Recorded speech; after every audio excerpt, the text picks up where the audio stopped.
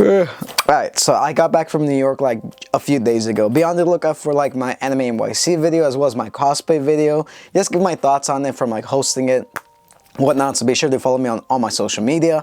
But with that being said, let's just talk about the mid-season finale. Just dropped last night or today, depending on what time zone you are. And a lot of big things happened. And to me, this is like where the actual story of Invincible starts. The first season and the first half of the second season is what I like to call the prologue, like before everything happens, before like everything changes. And this is why I like titling this video Invincible, A New Beginning, because this is literally the beginning of the end for Mark Grayson and for like the people over Earth, because everything is about to change. But let's just talk about the episode. So the episode basically kicks off with Mark talking to Omni-Man. After their encounter from like the last episode, they end up meeting each other. And in the beginning of the episode, it looks like they're about to go fight, but then Mark goes in for a hug, hugs his dad, and says, "Where have you been? I miss you. You made our life hell back on Earth." And then Omni-Man tries to talk, and Mark, still being a teenager, gives him like, "Nah, I don't want to talk to you. You left me and my mom, blah, blah, blah." He still gives him that attitude because, I mean, it's understandable. Like, if you left, you did something bad, you're obviously going to be angry at your father. And then we kick back to Omni-Man, and he's talking about his life. Like, after he left Earth, he was depressed. He had like no one. He was just rethinking his life. Bro was just sitting outside the black hole contemplating everything. He was about to end it all, just jump in the black hole, but he was just casually just flying there until he sees a ship about to be like sucked into the black hole. Thalascreen, a ship. He ends up saving them, and then he ends up going back to their planet, saving them. Ultimately, he ends up becoming their emperor, and it leads back to everything here. That's basically his like trip after post-Earth, post-Battle of Chicago. He has had a lot of rethinking and basically became a new emperor, and he tries to tell Mark, "Hey, I really need your help. I know you hate me, but do this for your brother." And yes, Mark has a brother, and this comes off to him as a shock, because he's like, "Okay, so you left me and my mom to go hook up with some alien space girl?" And he's like, no, it's nothing like that. But as the episode goes on, and as Mark hesitantly says, "Okay, I will help you," the Viltrumites end up attacking. Like, Omni-Man was ready to train the son, like actually train him, until the Viltrumites come. And oh man, I gotta say, like, this battle wasn't as like conclusive, it wasn't as epic as the end of season 1 in my personal opinion, but nonetheless, it was such a cool battle. You got to see the other Viltrumites in action against Nolan. Here's the funny part though. Here's the absolutely funny part though, that Omni-Man is not even like the top 5 strongest currently in the Viltrumite Empire. He might be like in the top 10, but he is not top 5. Like Vulcan, like the bigger one who was like manhandling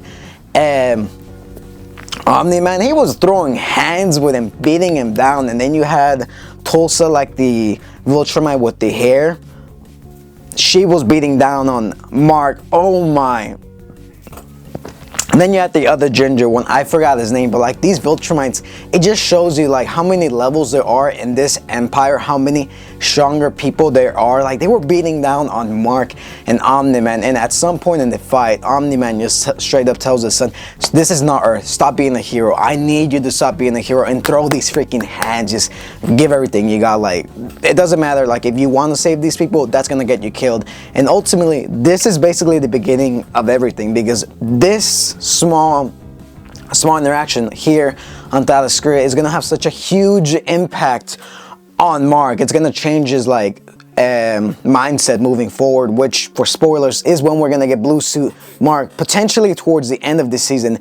And Blue Suit Mark is basically an Invincible who does not hold back. He does not hold back whatsoever. I don't want to talk too much about it because it's big spoilers, but man, Blue Suit Mark, he's basically like a Black Suit Venom, Spider-Man. Dude does not hold back, and I'm really excited to see, like, the minute I saw like Mark getting his ass beat, it was like, oh my gosh, we all know where this is headed. We all know the title card is breaking down into a blue color scheme, and that's just gonna pave the way for like Menace Mark, as I like to call him, to be honest, because I'm really excited to see that. Meanwhile, back on Earth, You have stuff happening with the Mala twins, they're usual, they're trying to do like shenanigans. And then you have like Adam Eve and their whole storyline, like with her dealing with her abusive parents, and then her ultimately trying to take it out on this supervillain. They end up battling it out on the bridge in San Francisco, but ultimately Eve like gets bystanders, almost killed, and this has her rethinking her life, rethinking her actions as a hero. Does this mean just about anything? But that's basically the episode. Mark encounters Omni-Man. They get their asses handed to them. Towards the end of the episode, Omni-Man is taken to a Viltrumite prison, and Mark is just left as the new agent of the Viltrumite Empire, and he's giving an ultimatum: either conquer Earth or you're gonna die.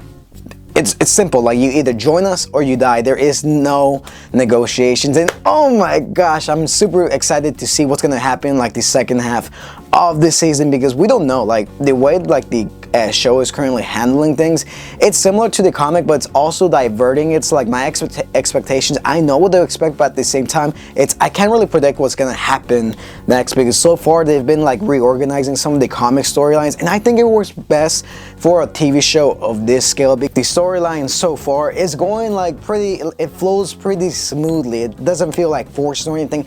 It feels like dramatically, like systematically, it just feels like really smooth, kind of like a wave in the ocean. It just flows very, very naturally, and I like the way that the show is handling things, diverted things from the comics. Like, you know what's gonna happen if you are a comic reader, but at the same time, it subverts your expectations, so you really don't know what's gonna happen next. I don't even know what's gonna happen. Conquest, for all I know, could show up at the end of the second season as a tease. The Invincible War could happen at the end of the second season, which is what I'm honestly leaning towards, but I really don't know. I really don't know. If the Invincible War does actually happen at the end of season 2, like for the climax, I think that would be pretty cool, because in an interview, Robert Kirkman said episode 4 and episode 8 of the second season are supposed to be the craziest so far. So that leaves me to believe that the Invincible War with the alternative Marks are going to invade, which might be like the final episode of episode 8, which would be super exciting and also like make a lot of sense, since at the beginning of the season we saw an evil Mark and then the evil Omni-Man conquer Earth. We might have that somehow come back full circle towards the end of the season, but I don't know, like I can't really predict what's gonna happen. All I know is this is the beginning of the end. So much so is happening in this series that it's really got me excited for the future, and I really cannot wait for 2024, 2025 going onward. I really need the second half of the second season ASAP, and I need season 3 ASAP, because anyways, with that being said, what's your thoughts on the second season? Did you like this episode? Personally, for me, it's not as good as the end of season 1, but for mid-season hanger, pretty solid. I give it 8 out of 10. Animation wise, beautiful, really, really good. Music, oh my gosh, the music's really good. But I'll catch you guys on my next one. Be sure to follow me on my other channels, link down below. And yeah, I'll see you in the next one. Peace.